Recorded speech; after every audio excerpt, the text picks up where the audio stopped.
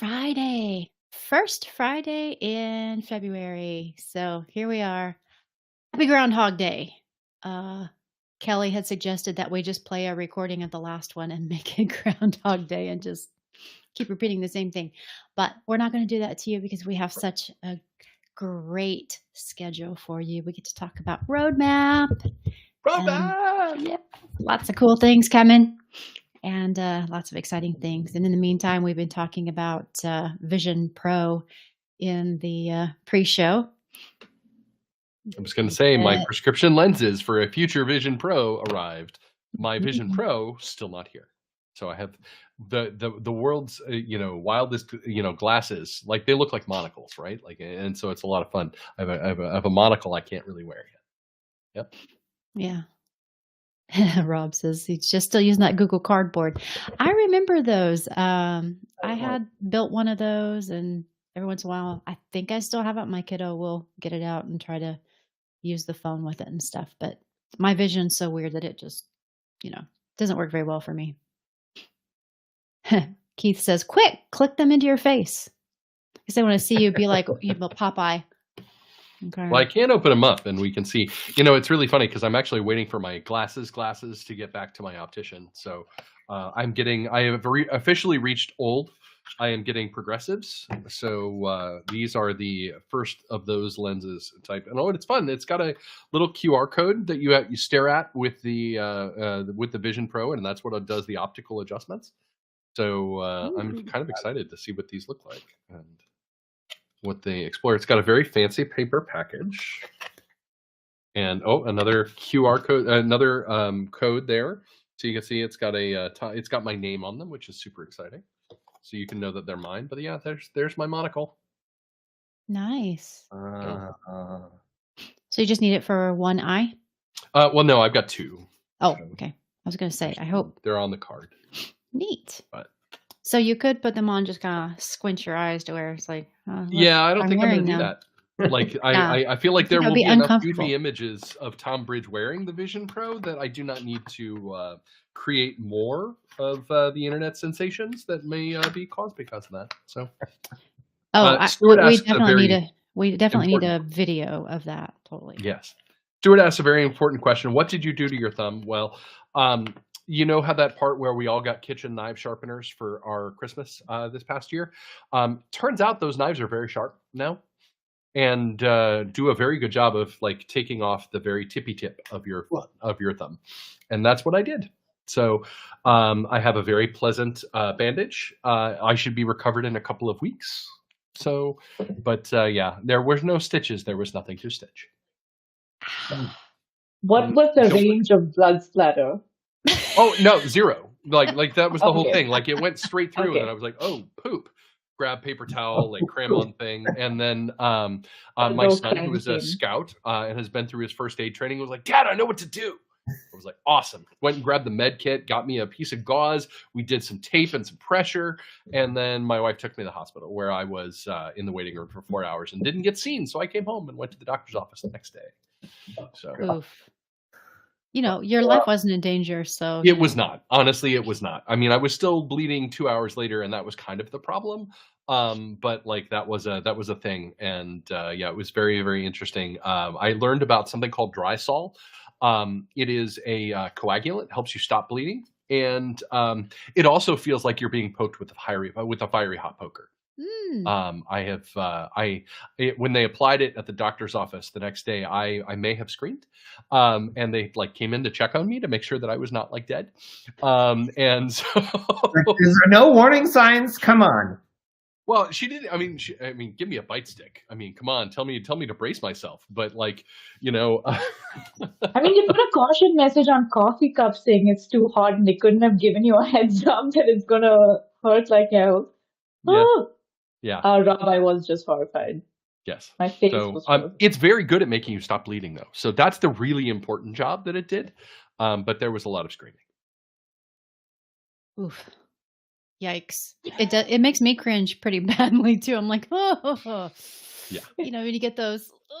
Yeah, secondhand. Sorry, everybody, for anybody who is currently doing that at home. I promise I'm fine. I am mostly recovered from this whole thing. I appreciate your compassion. and we can dive in on the agenda. And with that, Everybody take whew, one deep breath in and out.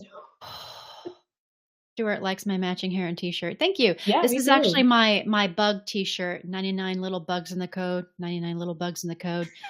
Take one down, patch it around. 117 little bugs in the code. Yeah. One of my favorites. One of my favorite sayings, it comes from a friend of mine, Pete Campbell. And Pete Campbell's his email signature. He was a developer that I worked with at a previous company, and it says, "Don't be sad, little app. I'll fix you up because quality is job 1.1.2-RC5." I love it. That's great. All right, agenda put this up. today. Go ahead, Urshi. Q1 thumb news, but only an issue if it becomes Q2 thumb news as well.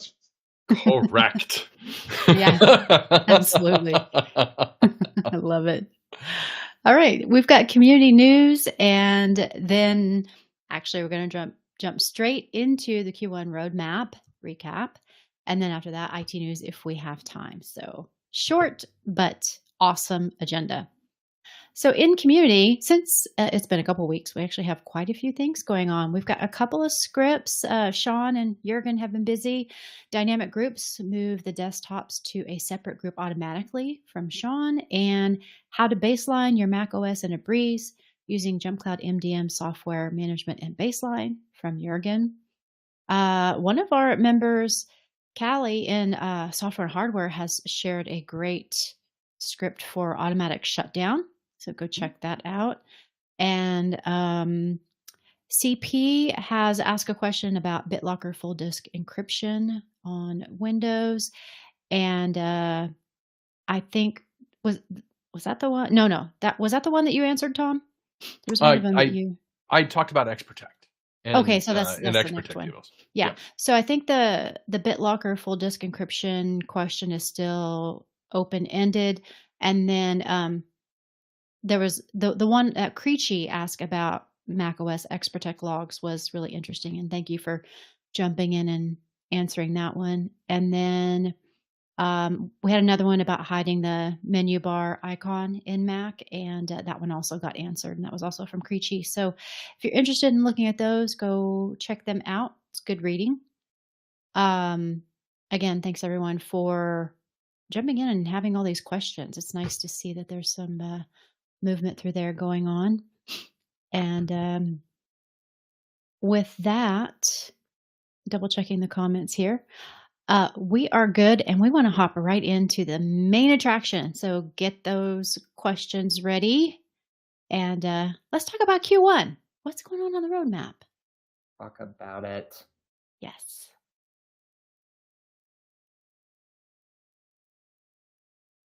Just screen mode. There it is. That's this one.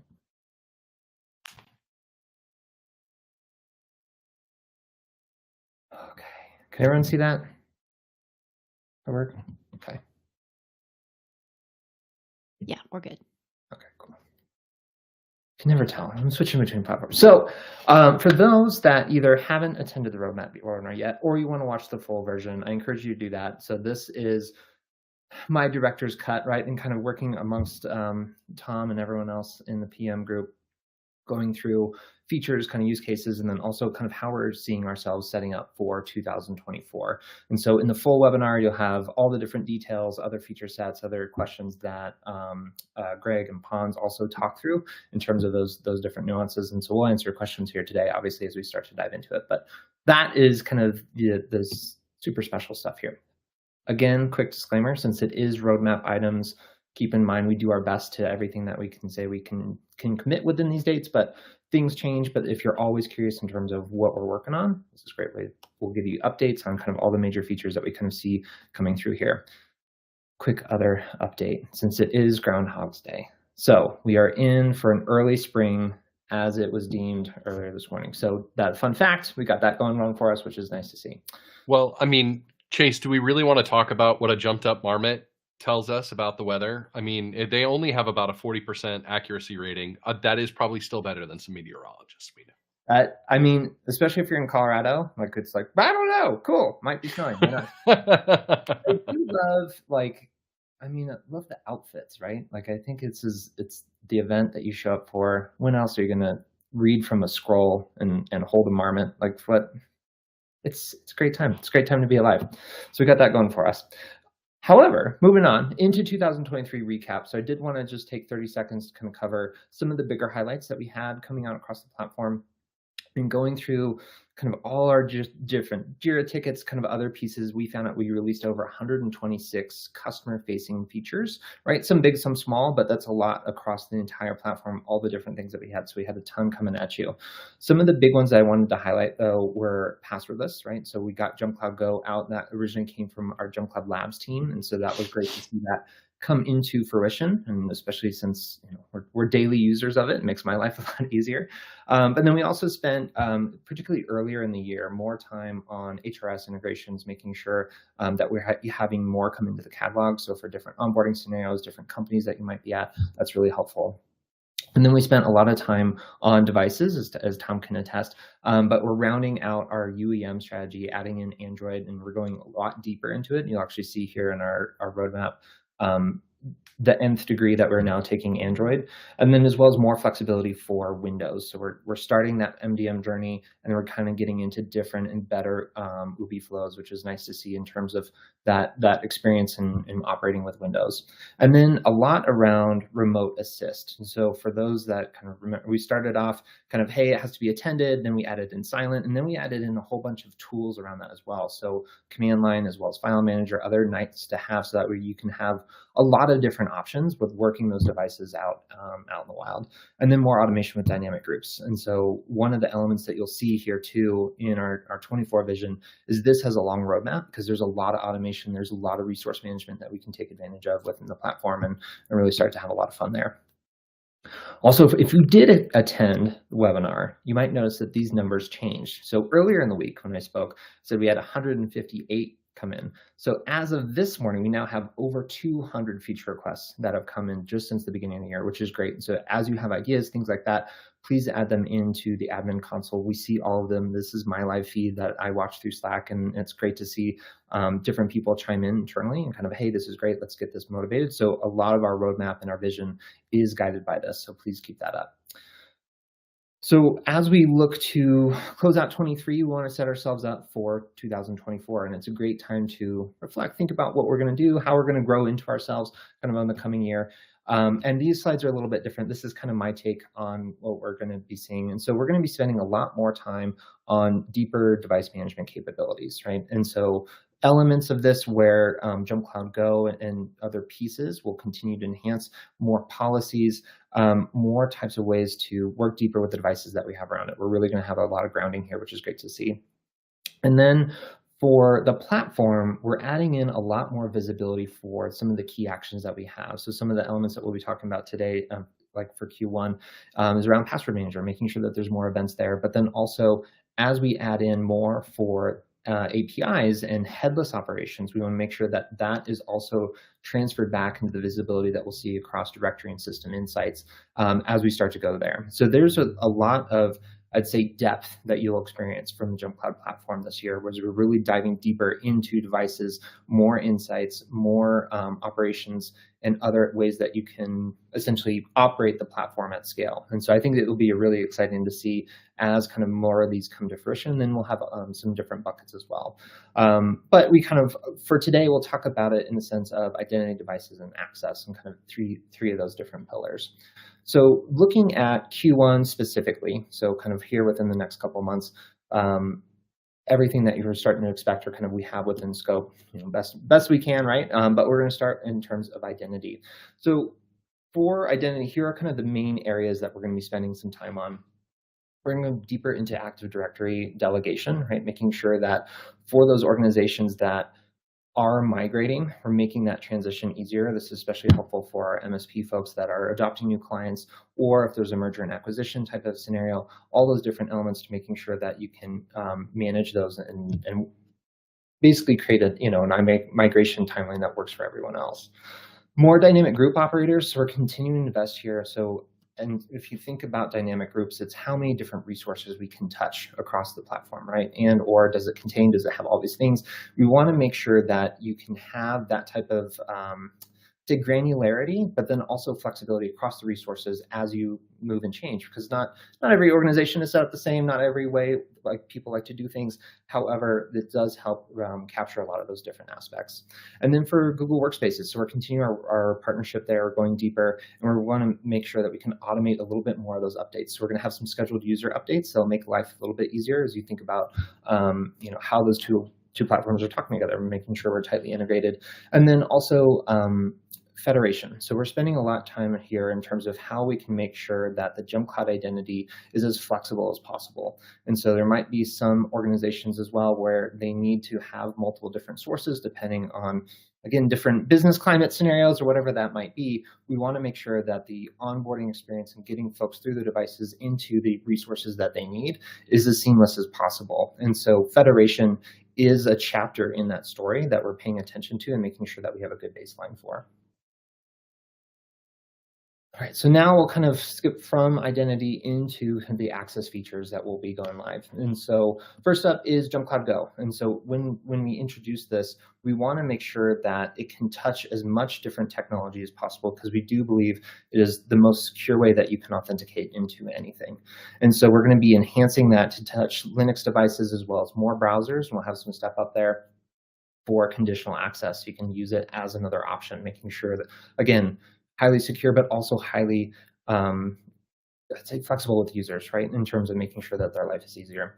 And then here's another cool one. I'm actually excited to see where the community and other people take this use case. So we're looking at on-demand push from APIs. And so you can start to think about different scenarios here where you'd want to trigger additional either step-ups or just user verification in different flows, and it could be internal, external comms. And so this is really going to be interesting. So we're releasing it API first so that we can kind of think about different ways to leverage this. And then, obviously over time, everything that we release in APIs tends to come back down into the GUI, and so we'll make sure that that is there. One of the really exciting features, though, I'm super happy to talk about is temporary elevated access. And so this has been,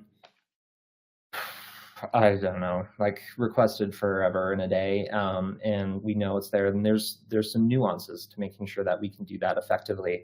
But I'm excited to kind of have that elevation timeline, and so we'll have some kind of out of the box defaults that you can set and trigger. The key point here, though, is it will have a full loop of access lifecycle. What I mean by that is you can see kind of who granted it, what they did during that admin privilege, when it was revoked, and kind of that whole time frame. So that way, when it's escalated, you're also capturing those events for audit trail and kind of understanding what's going on, which is really helpful. And then adding into those insights is more directory insights around password manager. So better understanding who's sharing what, when's that happening, kind of again, making sure that as you think about access points kind of outside of online, either resources or other pieces, we're capturing those different changes so that way you can understand truly what's happening across the admin view. And then finally, billing only role. And so this was another one that was great to have, because if you think originally we had admin with billing, and so there was a lot of scope creep that we wanted to make sure for different use cases. And not everyone needs billing information all the time either. And so there are true separate roles that we found throughout organizations. So we made a billing only role that's just scoped to that. So that will help, right, in terms of finance reporting other folks, without making sure that also giving them keys to the castle in somewhat of sense, depending on what they had. So that was great to have. All right, and then finally on devices, here's where Tom can correct anything I'm about ready to say and say, ha! Chase, you're perfect at this. Keep going. So in terms of devices, we're going to be spending more time this year, I'd say, on secure mobile, as well as going deeper into laptops. But you can see here a lot of the small computers we carry around in our back pockets are getting a lot of love this quarter. So we're starting off Windows Lite provisioning. So this does allow for faster provisioning for those boxes. So it's great, kind of the USB stick scenario, or if you want to bring it down in golden image.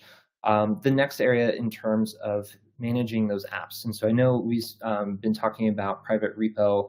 I think we initially flagged this in Q3 and gave a bigger update around Q4 before we excited to get this out the door in terms of GA here this quarter. And it's going to have some additional updates. And so as you think about those store apps, we're making sure that we're looking after those. And then there's going to be a fast follow here for our partners, where this will actually be elevated into the MTP portal as well. And so we're really excited to, again, get this off the and going and starting to see kind of the usage for that, and how people are managing and thinking about apps and revisions and all those things to kind of help guide this roadmap as well, because it does have a longer one.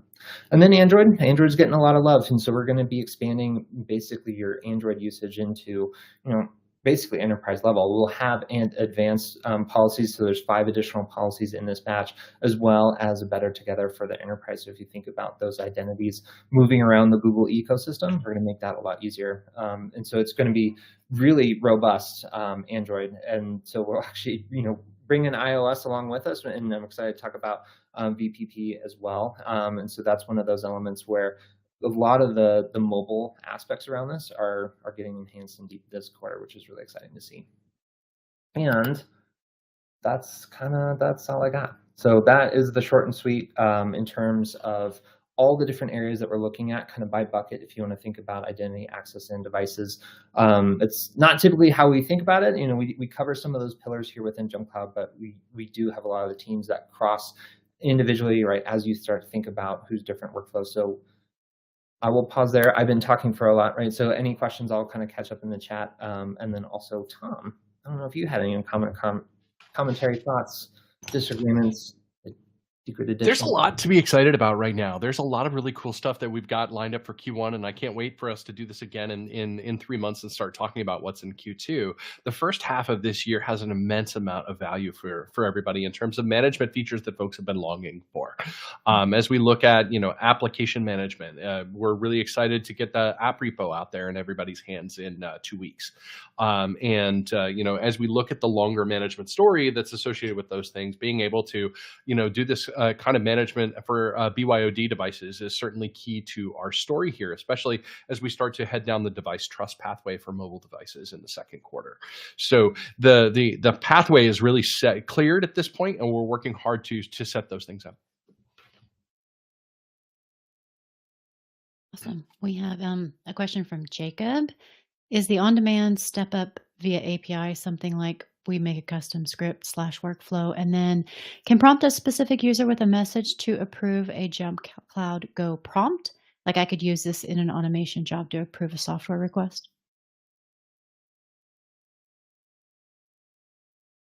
That is the goal, right? And so the hope is that you're able to trigger it via API, right? And then through specific targeted user, hey, get a prompt for Jump Cloud Protect. So that way it'll kind of more of a push in terms of having those different pieces. And then yes, depending on the workflow that you design, right? And that's why I say I'm really excited to see where people take this, because if you think about a lot of either like SOAR or SIEM kind of workflows and other security settings, other pieces, it's where else can you take it? Because we have a pretty sweet free MFA option available to you. So it's like, what are some of the other pieces that we can start to help secure that might not necessarily be a direct Jump Cloud resource or kind of directly available in the GUI, but what are some of those other pieces that we can get to?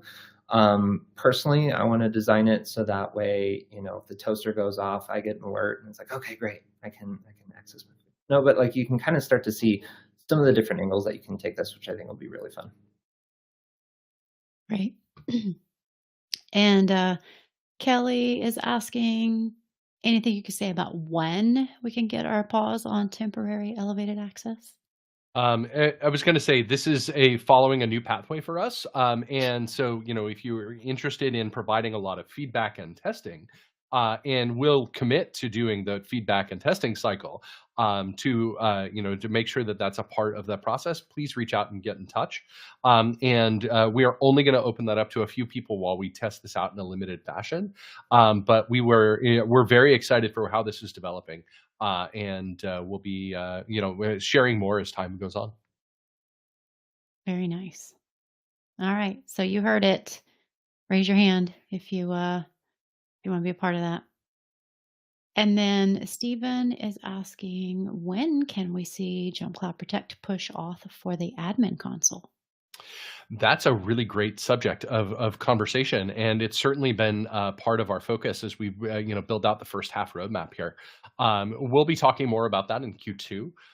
In terms of laying out a date, I can't do that today, but we've got a lot more to say about that issue because we certainly see this as an incredible opportunity to make JumpCloud's most secure identity be powered by JumpCloud's most secure authentication mechanism. So we see the clear parallel that needs to happen between the two of those things. And we've got a great solution in mind that we'll be talking more about in the future. Awesome. A little bit of a teaser there. Love it. And we've already got at least 3 people raising their hand in the chat for that early access there, Tom. So very, very cool. especially These are folks, I see at least a couple of these who are, people who have my email address. And if not, it's very, very easy. It's tom.bridge@jumpcloud.com. And then I'm happy to put you in touch with the teams that are leading that effort. And they are always happy to talk with willing beta testers. absolutely. We love that. And then the next one, when can we see reports for like who has less than 16 gig of memory from Stephen? I was going to say that's certainly something that you can do through our APIs today. And, you can write queries against the System Insights APIs as well as the System Information APIs that are present just to get those values out of your environment. And using those is a very straightforward process. You use your API key along with some, lightweight scripting that can be done on either PowerShell, which is very, very straightforward to use and only requires just an authentication cycle between you and JumpCloud. Or you can actually just do that with a bash script for those folks on the other side of the house who want to use that against API. But he's saying, yes, but I want built-in reports. I also want more. We will have more to talk about in built-in reports in the future. But today, what we're talking about is really kind of those efforts for Q1. So if we're happy to help you work on those solutions, I'd also love to get some more feature reports around what specific issues you're having trouble with in terms of querying that information. He says, let's do it, Tom. All right. And James wants to know, is there any movement around mobile devices being used in conjunction with conditional access? My favorite topic. So yes, there is movement. I can talk a lot about that. It's not going to be in our Q1 roadmap, but we certainly have a clear path forward that we're really excited to share more about. And you'll be hearing from Sergi Bellis in Q2 about that. All right. Good to have Sergi back again. That's awesome. All right, let's see if there's any others. Ricky's saying that conditional trusted on mobile would be a dream. That and VPP for BYO are the last on the list. And then I can market the JumpCloud product to the VPP for prospects. BYO is queued up for the end of this quarter. We're very excited to bring that to bear because now you'll be able to do VPP enrollment with managed Apple IDs. We've got some exciting stuff to tease about managed Apple IDs if I can find that deck really quick and I can show you kind of what we're working on. But there's a lot of really exciting things that are happening in that spot. And I'm very interested to talk to customers who want to federate their managed Apple IDs with JumpCloud now that feature is out of beta at Apple and available from your Apple Business Manager.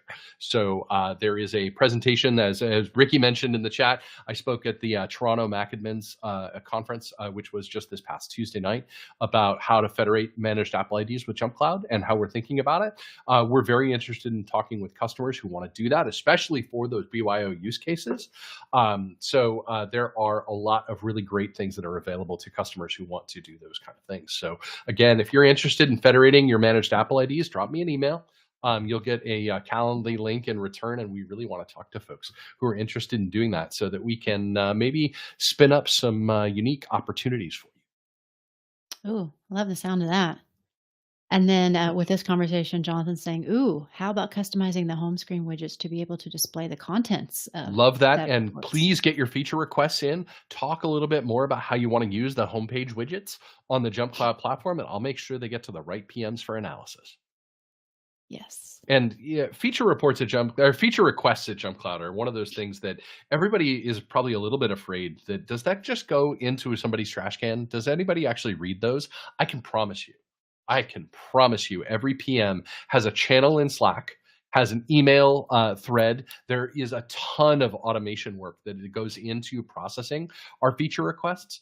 And of course, it's always great. You can always ask questions through your TAM, through your account manager, through this forum, through the community. You can, take a public relations campaign with your feature requests to the IT hour or to the community, the customer Slack, to help build use cases that product managers will then engage with. And at some point, I'd really love to show you a little bit more about how that goes. Maybe that's a great opportunity for us to do that in Q2. Becky, would be to kind of walk people through how a feature request goes from an idea in your brain to a finished product here at Jump Cloud. Yeah, So, absolutely. I think that would be a great spot for us to talk and about how feedback from customers goes into being features in Jump Cloud. Mhm. And I want to talk a little bit about James' comment here because our last IT hour, once again, we had a conversation about this because we are getting requests here on the IT hour that they want more visibility into the process. About being able to see what other people are putting in so they can add their 2 cents or vote on it or things like that. I know we've already had a few conversations with the product team about this, and so our goal is to figure out a way to work toward that and have more of that working out loud on ideas or future requests where we can put either a handful of them out there and let people vote on which ones they want to see the most, or even take some more of that process and put it out front to where people can see those when they go in, or they're just put in somewhere where everyone can see them and people can vote, add their use case and comments and things like that. And we're getting that a lot. I know Nathan had talked about it last time. Steven's saying yes. Jonathan's giving a link to product board. So yeah, Mhm. we have the capability on the community, but we also realize that there is a process already built up for the product managers. So we have to be sensitive to their workflow and things like that and figure out how we can mesh those together. So it's not going to be something we can do immediately, but Yep. we have assured everyone that we're talking about it and working on it to figure out a way to. For now, we're really focused on gathering that use case information, and that is so critical. If people file a feature request, you may have a use case that's similar but not the same. We want to be able to differentiate those two and apply, a lot of lens of comments and engagement and different reports so that we can craft out of those things a whole that fits for a larger number. Because I never want to design a product for just one person, because I don't feel like just one person ever. I'm going to say the words: "You are all beautiful and unique snowflakes who have unique environmental concerns." Mhm. And so I want to make sure that we can triangulate that towards a product that works more broadly. And so reporting is definitely something that we are taking a very hard look at right now behind the scenes. And if you have a reporting need that you feel a Jump Cloud does not meet, I've heard a lot about application patching. I've heard a lot about operating system patching. I've heard a lot about informational system information that is clear in inventory reporting. Shall we say almost asset-based reporting? That there's a lot of us here at Jump Cloud in the product team who are working hard on making those product places better, based on all of the data that we get from you as customers, based on all of the data that we contain, based on your systems. So please do use the feature requests. Don't just rely on a voting solution, because a voting solution doesn't always give us the nuance that we need as PMs to craft what is going to function best for the entire marketplace. Yeah, I think that what I'm thinking of is not just the voting system, but having comments where people can say, I would like that, but I Yes, also need this added to it, so that there is a place to give your unique spin. But Kelly brings up a good point.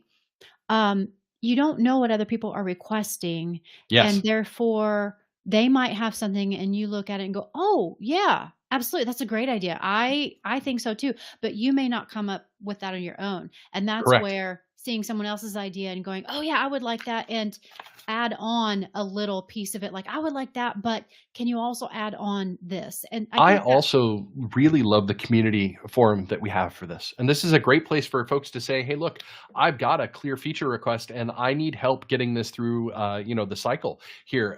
Does your organization use the for product in a similar way? Would you be willing to fill out a feature request?" This is a great thing to do. I know that Apple has a feedback system that is a lot like, I don't know, astronomy in a black hole, but it works. I was going to say for 2.5 years, I have been banging on the doors of Cupertino and One Apple Park to allow for federating of managed Apple IDs. And we finally have that feature in production today. It went to production literally yesterday. And so it's really exciting when groups of people work together to drive those things forward. And that's a really great way to do that in the community, in the Lounge Slack, building a case together. And to really helps us triangulate in on those results. yeah, and Stuart's saying a top 10 most requested. We have thrown around something like, taking some things that we're thinking about and having people vote on that. But that's just something that I have suggested and tossed around. That's not anything that is promised right now. But, looking at, even if we don't put all of the ideas out there, hey, here's 10 or 20 that we're considering in the next, half of the year or something. Which one of these would work best for you or make you most excited, and then gather feedback. That's another thing that could work in the future. So we're looking at several different ideas, and keep giving us input like this. It'll Mhm. help us refine what we're going to try to do going forward. So we really do appreciate y'all saying things like this and letting us know what it is you want to see, because it really does help. And Kelly says a coordinated effort means you're in cahoots with other people, and that can be fun too. Absolutely. In cahoots is a good one. There used to be a country and western dance club called In Cahoots. Nice. Oh, the memories. Way back in the day, early 90s, I think. Anyway, that's a story for another time. Any other questions that I have missed or comments about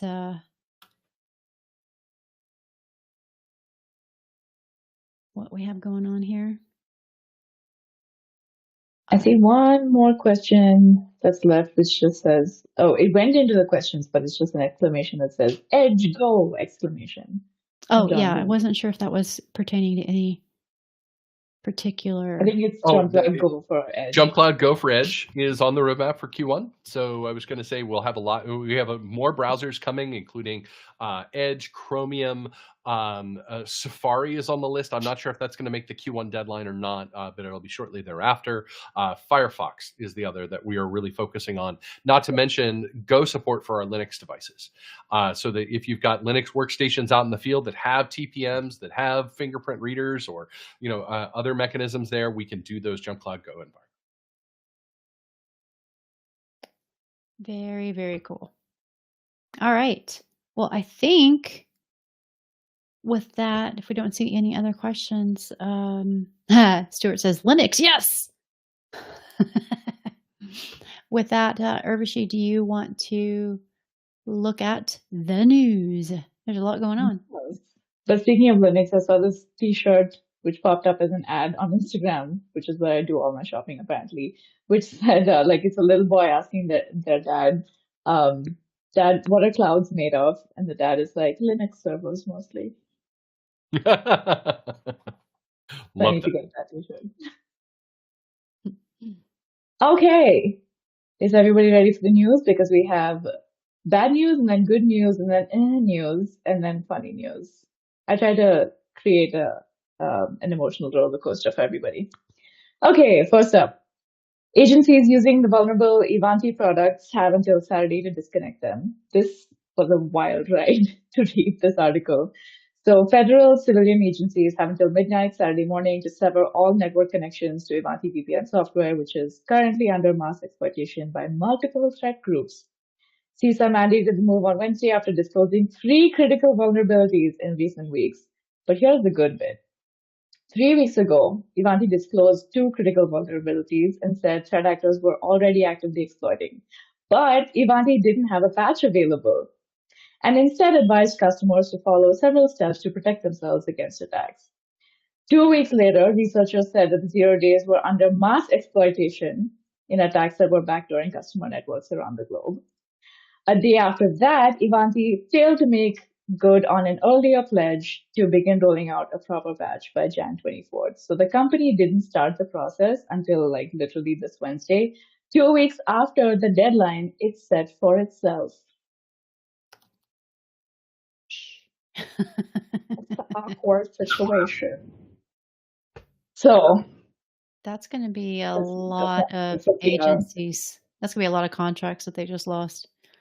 yeah, forever, for sure. Always keep your patches ready, friends. Now, some good news. I feel like we rarely get good news, and I really wanted to put this in. Interpol Operation Synergia takes down 1,300 servers used for cybercrime. So, an international law enforcement operation codenamed Synergia has taken down 1,300 command and control servers used in ransomware, phishing, and malware campaigns. So these servers allow threat actors to push down additional payloads or commands to execute on the infected devices, making them an integral architecture in many attacks. Interpol says roughly 70% of the servers identified during the operation have been taken down, constituting a significant disruption for cyber criminals. And also, seizing servers can help gather intelligence that can be pivotal in continuing investigations. So, Wow. good Cool. job, Interpol. Multiple countries came together to do something. So, world peace is an option if we just get our ducks in a row. Now we have some AI news because everything is AI news these days. Amazon has its own AI shopping assistant called Rufus. Rufus has been trained on the product catalog as well as information from around the web. So you'll be able to chat with Rufus inside Amazon's mobile app to get help with finding products, perform product comparisons, and get recommendations on what to buy. So for example, Amazon suggests that a customer in the market for running shoes could ask Rufus questions like, what do you consider when buying a running shoe? What are the differences between trail and road running shoes? Or are they durable? Or you can simply tell Rufus something like, I want to start an indoor garden. And apparently it's going to help you. You know, they missed an opportunity. I wish they would have named it Rufius because that would have just been so much more fun. But you have to have seen Hook to enjoy that a little bit more, which was a very long time ago, and I'm surprised I even remember that. But I keep picturing the scene where they're all chanting Rufius, Rufius. I mean, wanna have some fun with it. Does everybody need a shopping assistant? No. It's like I'm with Jeff here. I was like, I thought they're listening in already. Like I thought that's how those were generated and designed. It's obviously, yeah. Like, I mean, honestly, can you just listen to me? Like for all of us, for all of us who are Bill and Ted fans, though, calling it Rufus is the best. Because I was thinking that too. Yeah. That is 100%, the name that I want here because, I mean, one, George Carlin, who can't love him. But, I was going to say that character is baller. So, I mean, count me as a Rufus fan.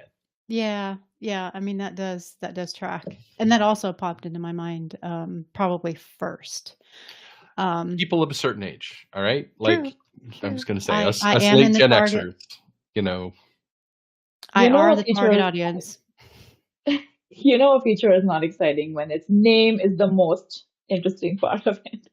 Well, I mean, I don't know. I mean, I suppose. I mean, they already have an AI that kind of summarizes all of the reviews, right? It says, customers say this, and this about it. But it's so bad. It's literally like most customers say the USB is electrical, and it's like, what is this? Not useful. Yeah. So what do you do when you shop? I mean, do you ask your friends for recommendations, or how do you figure out? I rely on three things. I rely on three things. the Wirecutter for great reviews, my friends' opinions, and then Instagram, obviously.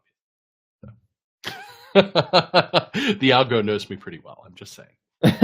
Instagram algorithm knows me really well also. To be honest, I just search something in my browser and wait for Instagram to like serve me Catch up. options. Yeah.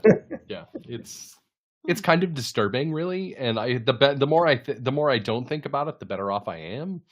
But Yeah, same. I think Instagram is the AI shopping assistant that we already have. So Amazon, either get on that level or get out.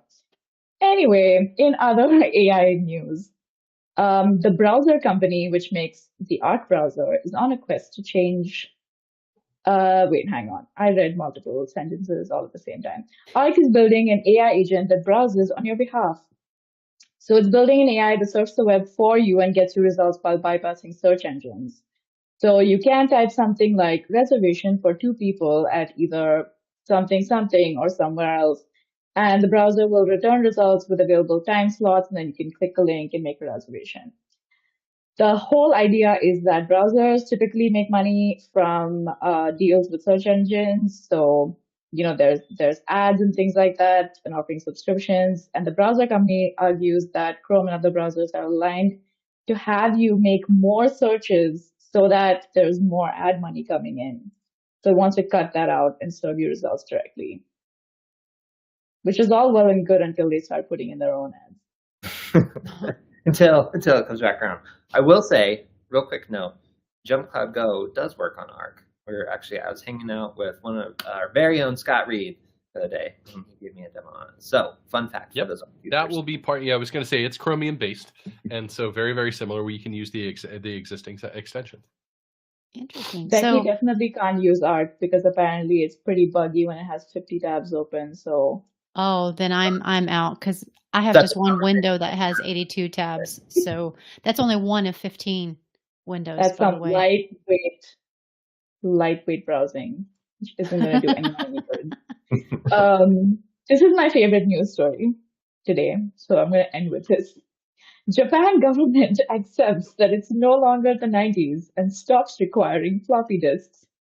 On January 22nd, Japan's Ministry of Economy, Trade and Industry announced that it changed 34 ordinances to eradicate the requirements of floppy disks.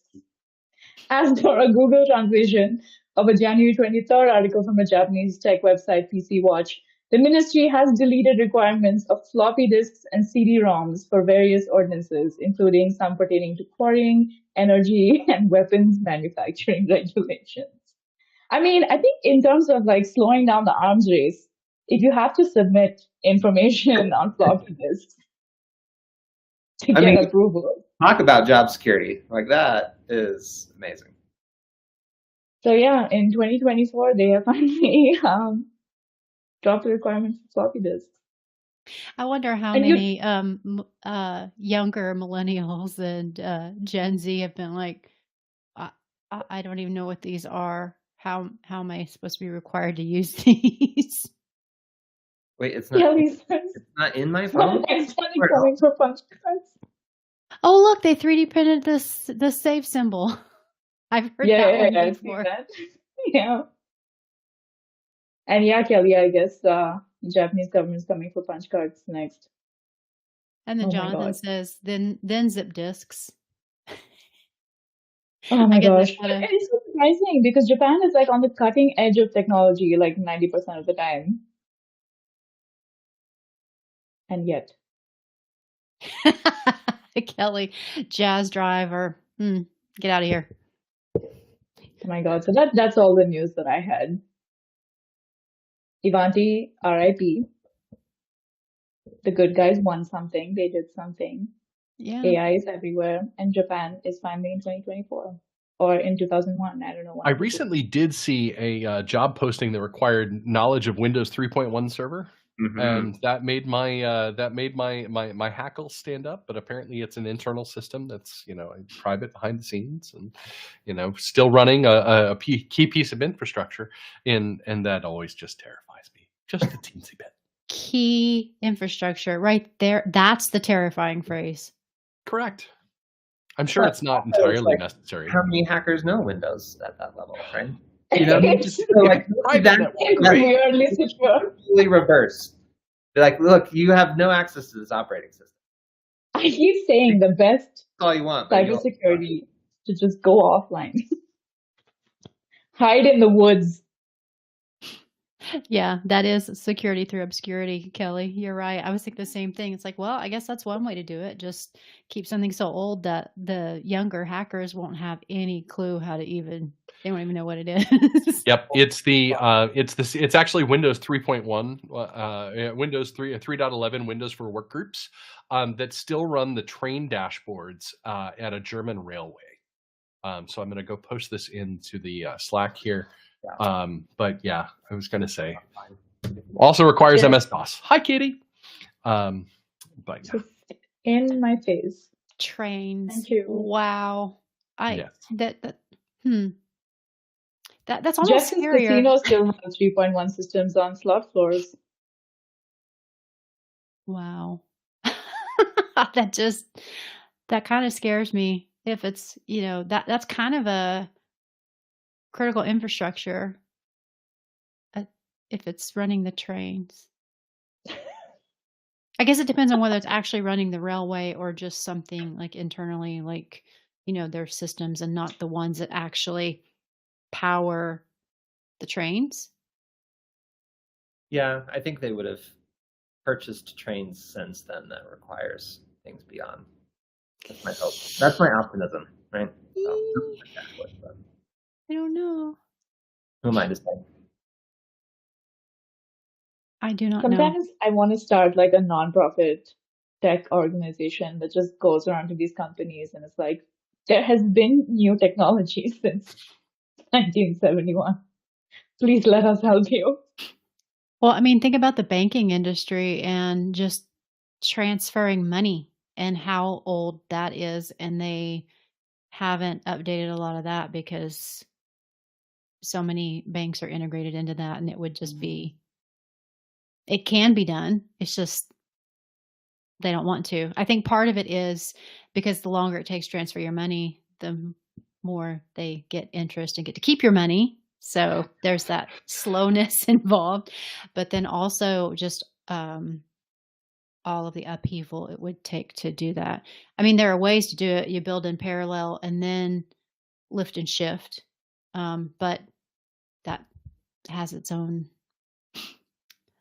problems. Well, it's fraught with. I'm going to flex on India's infrastructure when it comes to transfers. They built the Unified Payment Interface, UPI, and it's like in 2 seconds you can transfer. Like you can transfer 2 rupees, 1 rupee, all the way up to like 50,000 rupees, and it's like it's instant. It's been like a huge game changer. Yeah. Well, I mean, IT if you, hours. yeah, go ahead. No, I was reading Kelly's comment that says the IT hour solving the world's technology problems. That's right. Just put us in charge. We'll do it. Even when you're like, if you're transferring from one account to another with inside a bank, it's pretty much instant. But from one bank to another, it's like, why does it still take 3 to 5 days? It's electronic. It should be instant.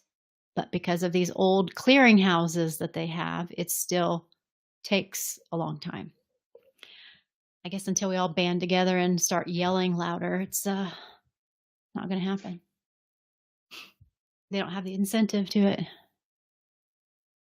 Oh, solving problems. Anyone have a solution to get rid of the OneDrive notification to back up your profile? That's what Jonathan is asking. Downgrade to Windows 1. 3.1. That'll take care of it. 0.1. Oh, 0.1. Downgrade to DOS.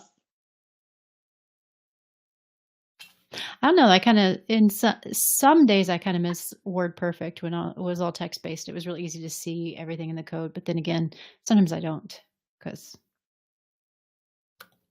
Kelly says baby steps. We have to get banks to stop saying 12-character maximum password first.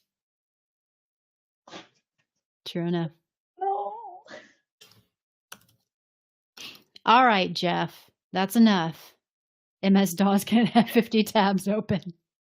I got way more than 50 tabs open. So, yeah. Becky will just set up 50 different computers, you guys. Don't underestimate her. Yep. She will solve the problem. Virtual computers. They'll all be on the same computer. It'll just be, All right. I think yet. That's right, Kelly. Yet. I think that was all we had for the day. And thank you all for joining us this second day of February, even though it's unseasonably warm for some reason here. It's like our seasons are all messed up. Like Tiny Phil called it, coming early. Yeah, there you absolutely. Go. I mean, I can't really complain, even though it's still weird to be this warm in the middle of winter, but it's nice in a lot of ways. Yeah, Kelly, you're welcome. Lots of updates, and we're glad y'all joined us. And come over to the community if you have any more questions or you want to, commiserate on those feature requests, because we would love to see what you come up with together, because I think that would be fun. Chase, Tom, thank you for joining us again. Always a pleasure to have you.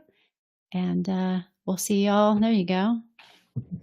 I put the link into the chat for the full webinar if you want to watch it. Oh, perfect. Yes. Thank you for doing that. All right. We will see y'all next time. Same channel, same bat station, or however it goes. Same bat time, same bat channel. There you go. Thanks, Close friends. enough. Good to see you. Thanks, all. Brought to you by Windows 3.1. All right. See y'all. I'm waiting for it to. There you go.